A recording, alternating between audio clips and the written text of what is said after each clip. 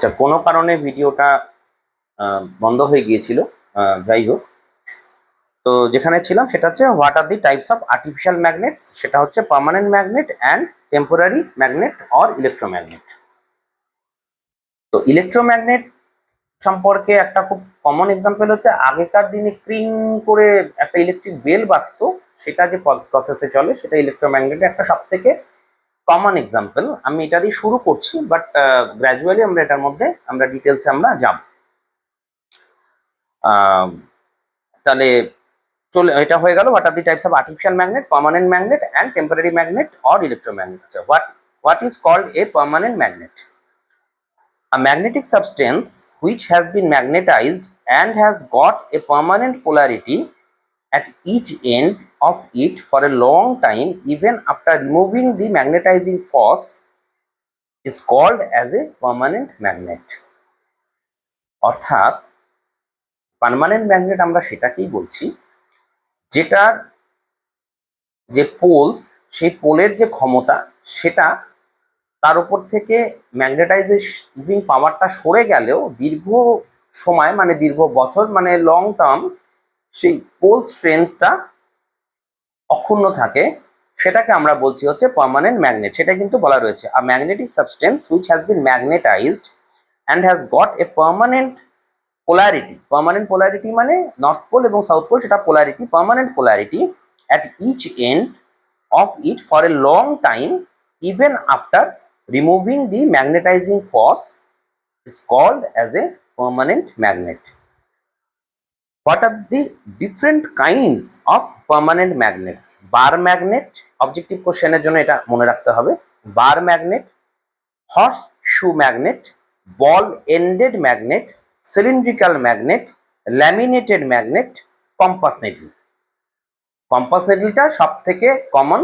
বার magnet আমরা দেখেছি, horseshoe ম্যাগনেটও দেখা যায়, কমন নয় বাট দেখা যায়।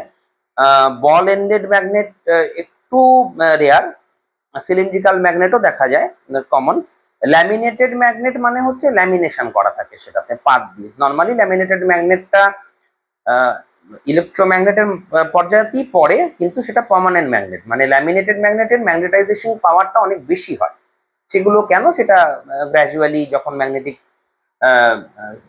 ম্যাগনেটিজম নিয়ে পড়াশুনো করবে বা আমরা এখানেও কিছুটা আলোচনা করব, সেখানটাতেও জানতে পারবে এবং হায়ার এডুকেশনে গিয়ে তোমরা আরো ডিটেলসে সেটা সম্পর্কে বুঝতে পারবে।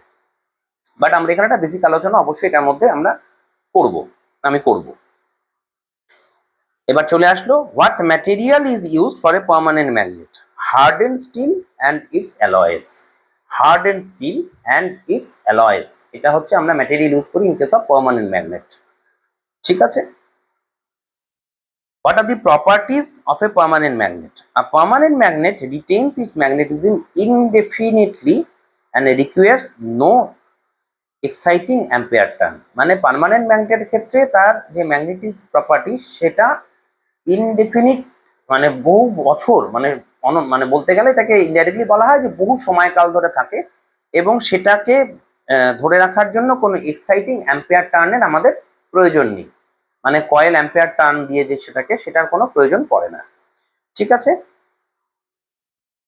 সেই জন্যই বলেছে a permanent magnet retains its magnetism indefinitely and requires no exciting ampere turns. What will be the result when a permanent magnet is broken into two pieces? Each broken pieces will have one north pole and one south pole. মানে একটা permanent ম্যাগনেটকে যদি মাঝখানে ভেঙে যায় তাহলে সেক্ষেত্রে কি হতে পারে? সেক্ষেত্রে সেই টুকরোটার একটা নর্থ পোল থাকবে, একটা সাউথ পোল থাকবে। সেটাই, এগুলো অবজেক্টিভ কোশ্চেন্সে কিন্তু আসে, সুতরাং এগুলো একটু কেয়ারফুলি পড়ার সময় এগুলো মনে রাখতে হবে, মাথায় রাখতে হবে এবং বুঝে নিতে হবে।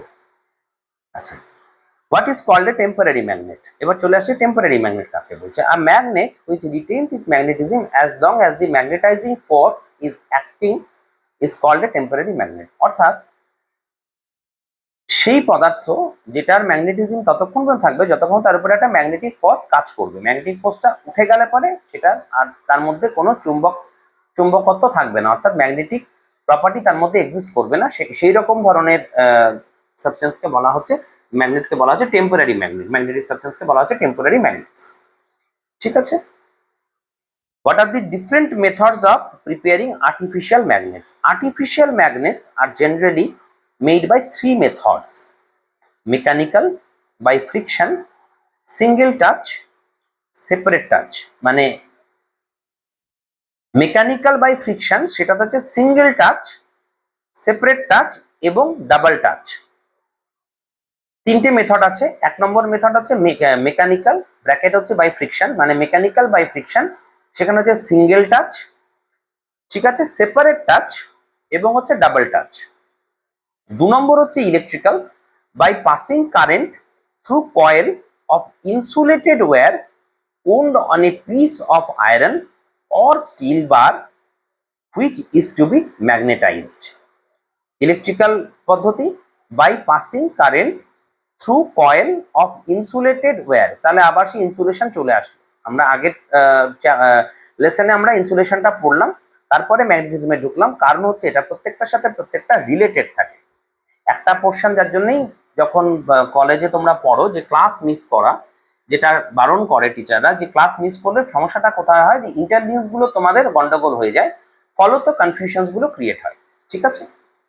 যাই হোক, এবার electrical, by passing current through coil of insulated wire wound on a piece of iron or steel bar which is to be magnetized। অর্থাৎ আয়রন এবং স্টিল বার যেটাকে আমরা ম্যাগনেটাইজ করতে চাইছি, তার মধ্যে আমরা একটা ইনসুলেটেড কয়েলকে পেঁচাই এবং সেই কয়েলের মধ্যে দিয়ে আমরা কারেন্ট পাস করাই। ঠিক আছে। আর 3 নম্বর হচ্ছে বাই আর্থ ইন্ডাকশন, মানে পৃথিবীর ইন্ডাকশনের মাধ্যমে সেটা আমরা করে থাকি। আচ্ছা, তারপরে হচ্ছে is an electromagnet a permanent or temporary magnet, মানে ইলেকট্রোম্যাগনেট কি পার্মানেন্ট নাকি temporary magnet. An electromagnet is a temporary magnet because it's magnetism last so long as the current is flowing through its coil। মানে electromagnet temporary magnet কারণ ওর মধ্যে ততক্ষণ পর্যন্তই magnetism থাকে যতক্ষণ পর্যন্ত তার কয়েলের মধ্যে দিয়ে কারেন্ট পাস করছে। কারেন্ট পাস বন্ধ হয়ে গেল, সেটা ম্যাগনেটিজম নষ্ট হয়ে গেল, মানে সেই কারণে সেটা টেম্পোরারি ম্যাগনেট। আচ্ছা, what will happen if iron core is replaced by a wooden core in an electromagnet? The coil of electromagnet will be burned out. যদি আয়রন কোরের জায়গায় উডেন কোর ইউজ করা হয় তাহলে কি হতে পারে ইলেকট্রোম্যাগনেটের ক্ষেত্রে? আনসার হচ্ছে ইলেকট্রোম্যাগনেট উইল বার্ন আউট, জ্বলে যাবে। কেন জ্বলে যাবে? আজকে এই পর্যন্তই থাক। তোমরা এতটুকুনি বইয়ের সাথে যদি পড়ো, অনেকটা চ্যাপ্টার আসবে। কালকের আলোচনায় আমরা বাকি পোর্শনটা নিয়ে আলোচনা করব। ভালো থেকো, পড়াশোনা করো। God bless all.